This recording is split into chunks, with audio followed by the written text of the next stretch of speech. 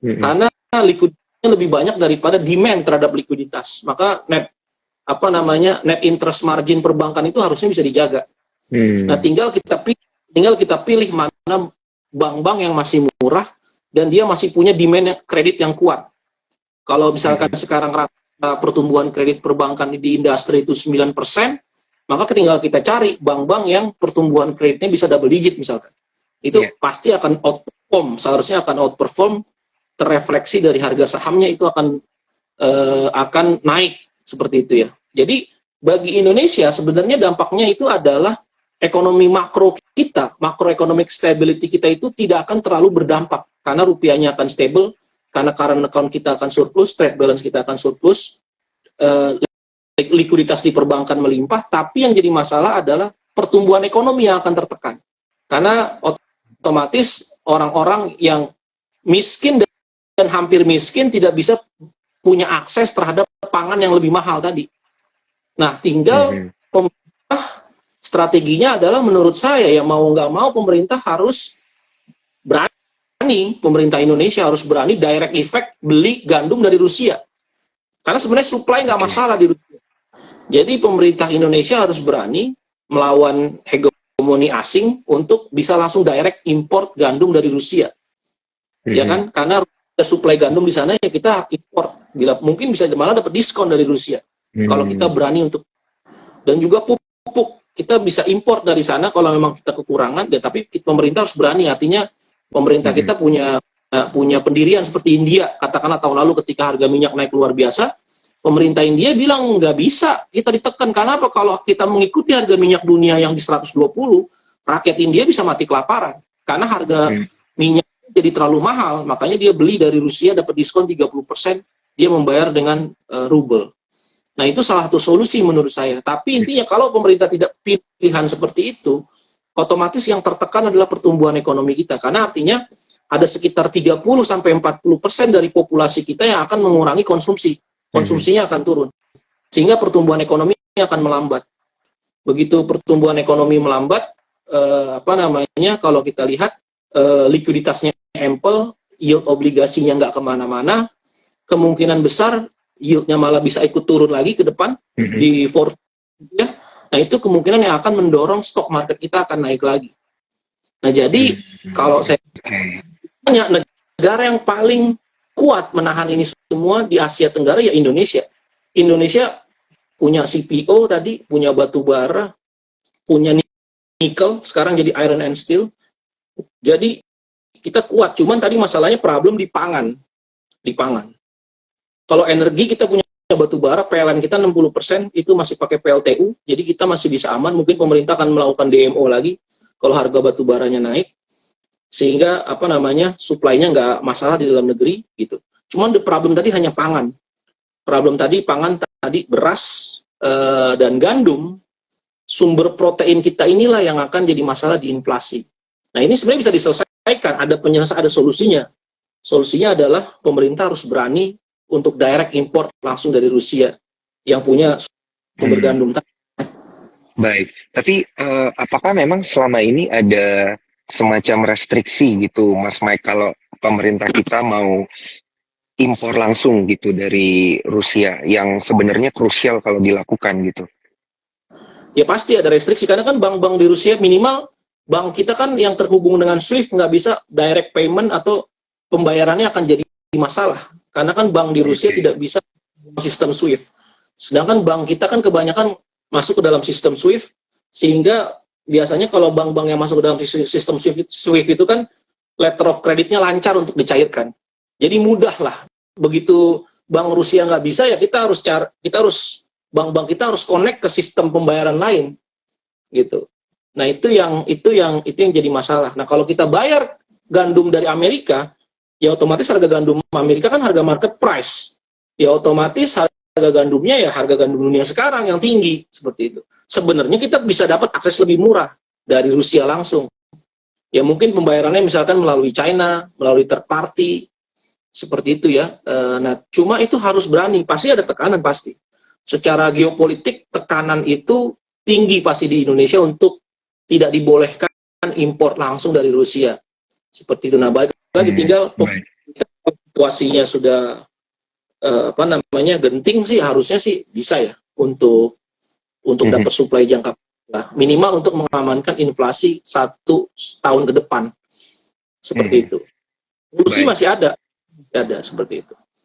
Baik, Mas Mike, salah satu ultimate question yang pengen diketahui oleh Cuan Troopers itu dengan kondisi kayak gini, kayak sekarang yang sedang berjalan, apakah Mas Mike ada ngelihat di Q3 ini Bank Indonesia justru bakal naikin suku bunga kita juga gitu, 1 kali atau 2 kali gitu.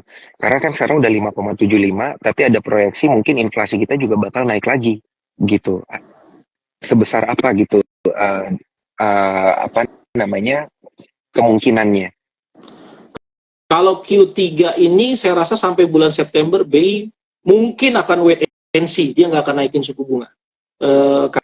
Karena balik lagi argumentasinya inflasi kita masih rendah dan ini masih terlalu cepat, kenaikan harga komoditas itu masih terlalu cepat untuk ditransmitted langsung ke CPI.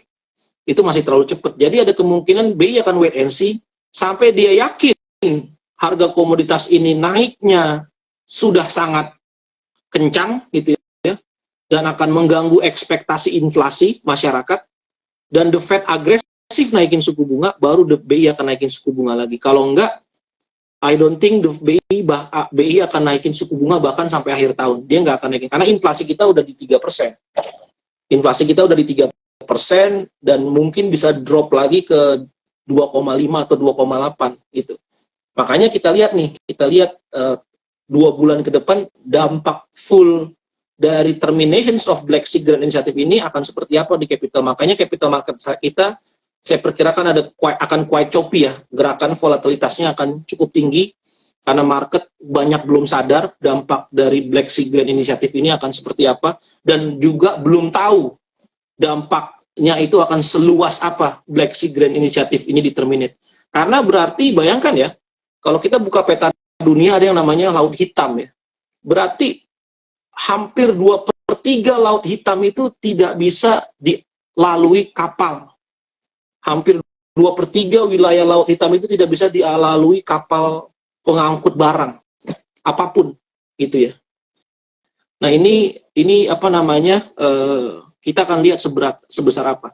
Tapi the Fed, karena Amerika itu benar-benar market mechanism ya, market based ekonomi ya, ketika harga komoditas naik maka langsung cepat tertranslasi ke inflasi biasanya gitu ya, karena marketnya bergerak sesuai dengan gerak harga pasar gitu ya, jarang ada yang dikontrol harganya, maka otomatis the Fed bisa nggak ngitung ini. Mungkin prediksi saya bulan ini dia tidak akan naik, tapi mungkin bulan Agustus dia akan naikin tingkat suku bunga, atau bulan September dia akan naikin tingkat suku bunga.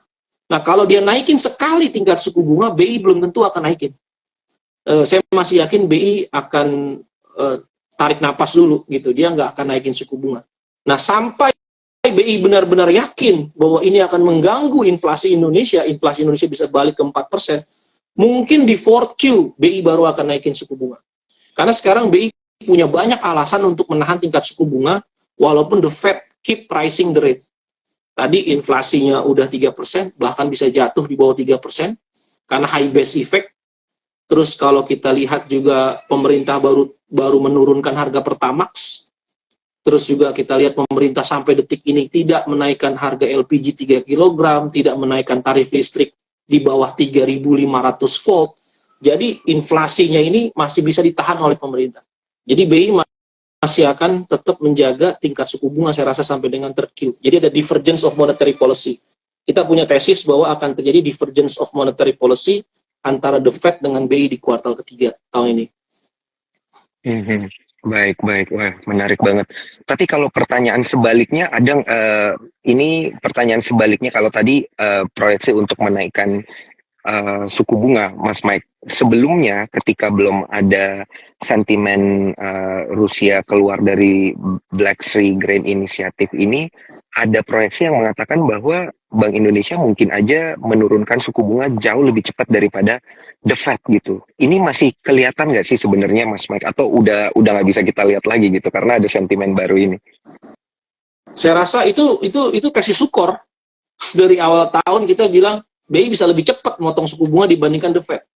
Tapi balik lagi di report kita selalu bilang the biggest threat atau the biggest risk dari kita punya model itu adalah geopolitics. Balik lagi tensi geopolitik. Jadi term and conditions applied. Jadi benar-benar geopolitik ini kartu as lah. Kalau dimainkan geopolitik ini di 2023, maka asumsi itu berantakan semua. Dan saya rasa sekarang orang nggak melihat akan suku bunga diturunin jadinya kalau kayak begini. Asumsi suku bunga diturunin baik di Indonesia ataupun di Amerika itu bisa jadi nggak kejadian gitu ya.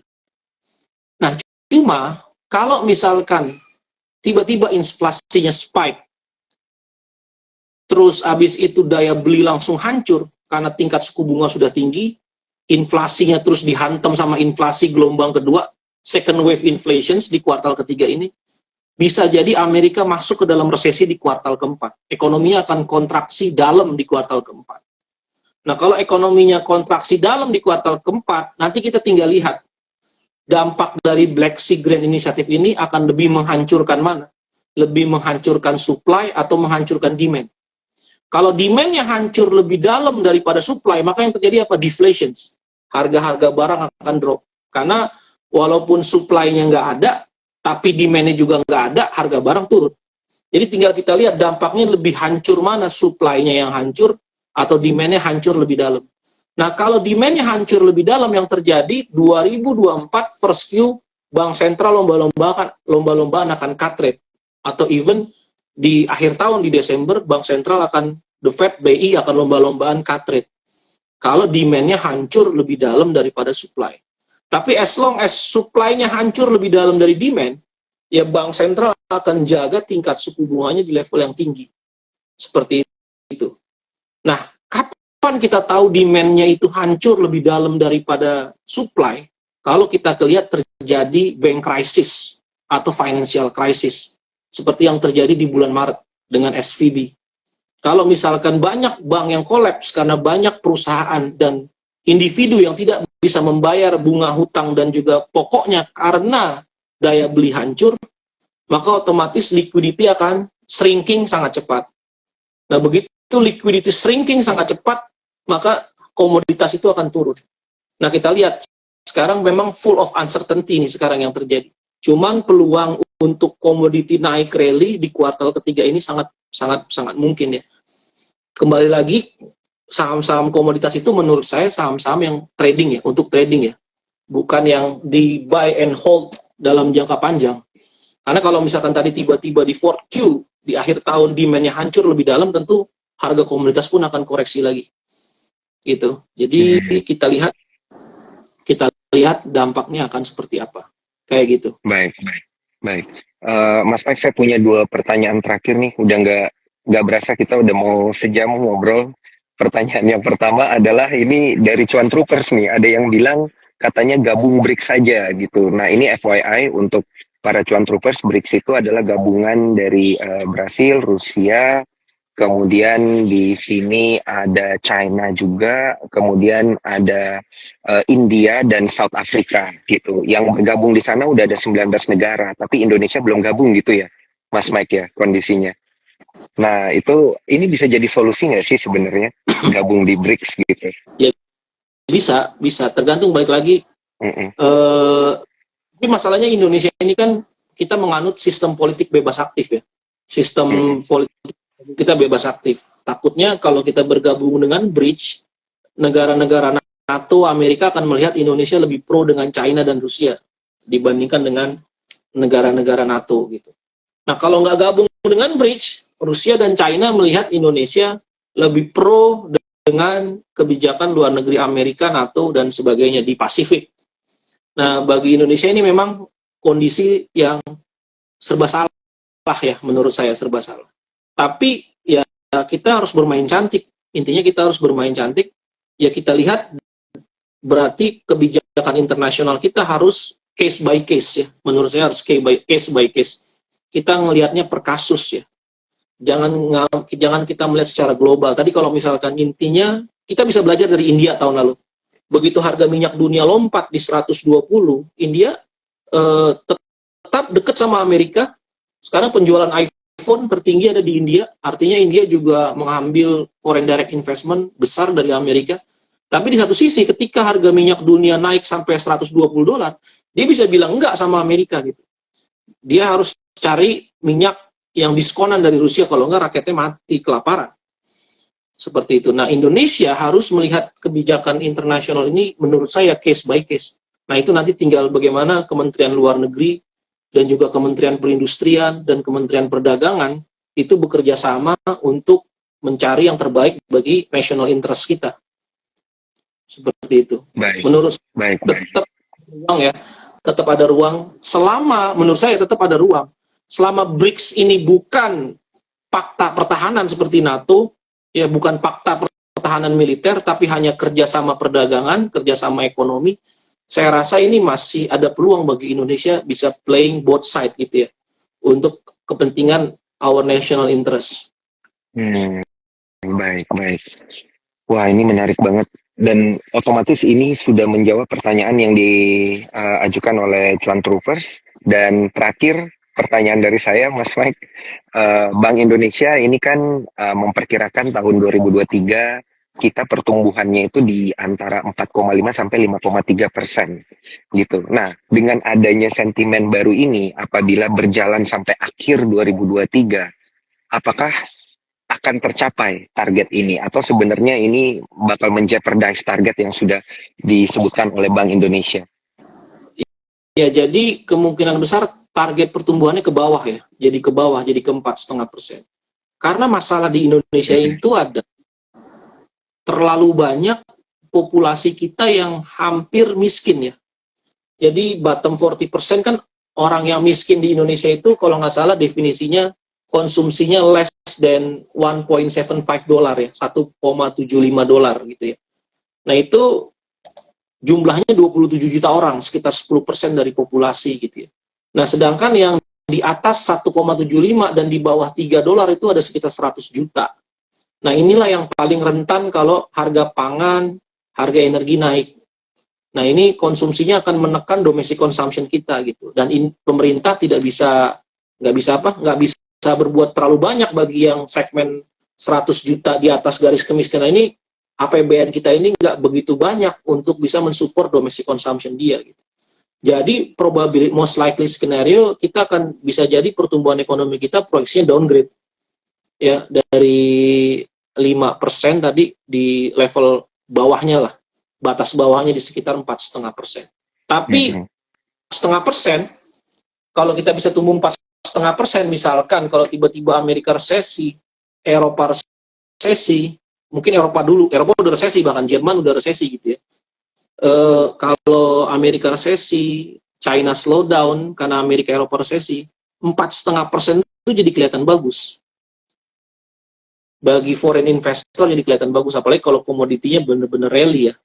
Seperti tahun 2022 sih harusnya sih stock market kita at least tutup tahun bisa ke 7.300 lagi atau mungkin di atas 7.300. Amin. Ini yang ditunggu-tunggu soalnya Mas Mike. Transaksi dari kemarin-kemarin 10 triliun juga nggak sampai, padahal tahun lalu itu 15, 18, 20 triliun per hari gitu ya. Ini pasti yang kita tunggu-tunggu kondisinya ya. Tapi either way, dari penjelasan Mas Mike sendiri, kita bisa justru kena windfall-nya lagi ya. Positif ya. Hal yang positif sebenarnya untuk negara kita, selama tentunya beberapa kondisi dan angka-angka yang udah disebutkan Mas Mike ini juga berjalan begitu ya, sesuai dengan yang sudah diprediksikan tentunya.